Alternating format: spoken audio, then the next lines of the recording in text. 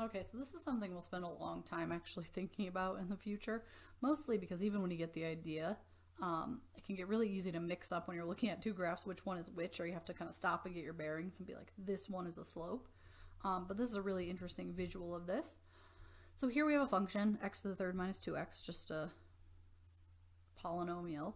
And here's a point, and I'm pretty close to, maybe not exactly on, but the point where it looks like the slope is 0. Maybe I can get it a little better if I show the tangent line. It's easier to see. Like here the slope's positive, then it's 0, then it's negative, then it's 0 again, then it's positive again.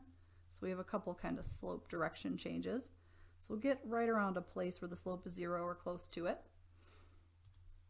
And then here's the slope as a function value. So here's the actual number, right? At this negative 0.82, whatever it is, the slope actually is 0. So I dragged that pretty well. And see how here we can see like here the slope is positive values. They're also giving us a point that represents where the slope is at. So see how right here, if the slope is 0 or close to it, the point is right here. Then the slope goes negative and it gets steeper, right? It's more negative. Then it's showing me how steep it gets to. It gets pretty close to -2, it looks like. Maybe makes it to -2 right about there. And so notice this point is a representation of the slope of this one.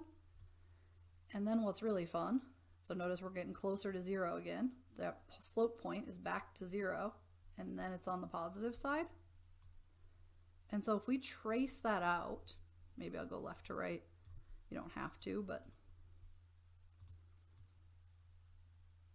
if I collect up all these points, so steep positive, right now it's so positive it's off the screen, you can't really see it. And then it starts to get close to 0. See how we're just leaving all those dots on there? So we're just kind of tracing them as we go. Then the slope gets steeper negative, then it gets less steep negative, and then it hits 0 again, right? Flattens out, so my function is 0. And then it starts getting steeper and steeper positive, and then it's so steep that it's off the screen. If I just leave the collection of all those little dots hanging out there, notice what we just did is we graphed the derivative. And so say if I didn't have the red function there to compare it to, things I could know about the original function from this one is that the slope starts out positive but getting smaller. Then it looks like the slope hits 0 right around there. And picture if the slope's positive, then 0, then negative. That also tells me that point's a maximum, right? It's like the top of a hill.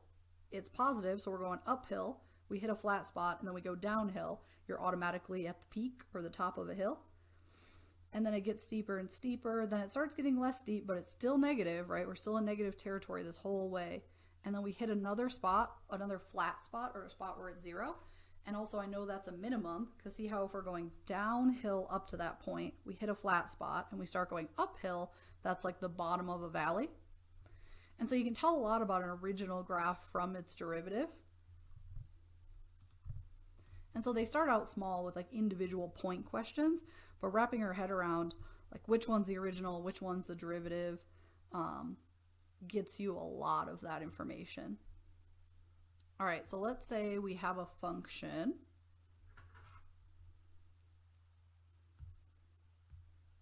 and we know a point,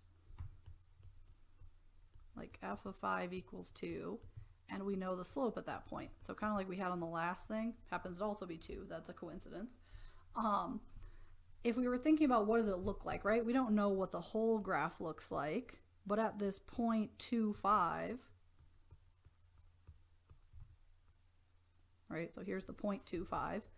The slope being 2 tells me the steepness there. So I know it's about like an up 2 over 1 situation or a down 2 back 1 situation there. So I know my slope is at that point is something like, you know, steeper than 1 over 1. And so the function could do any number of things, right? Like the function could be like this, or it could have a bunch of squiggles after that, who knows, right? The function, I'm trying to think how else we could go uphill at that. Let's help to erase the previous one. And so on these questions on the homework, they'll give you, oh, it could be the other side of something. So let's say it's going uphill here, and maybe it's going downhill over here. Maybe it's doing this, right? Could be anything. All that matters is that we hit an uphill steepness of 2 at this point, right? Those are the only 2 pieces of information we have. So they give you multiple choice answers on these, and they say which one could be the function. I'd say on these, the main thing you're looking at is your slope positive or negative? There's some you can rule out straight away based on that, right? It has to be an increasing at that point. And so they say which ones might be the graph of something. And also, right, the point has to be in the right place. So they gave you this point. It has to look like it's 2, 5 roughly. It can't be in negative territory, and the slope can't be negative. So we know the point's here, and we know it's roughly uphill at a steepness of 2/1. So even without the multiple choice, you still have a lot of freedom there.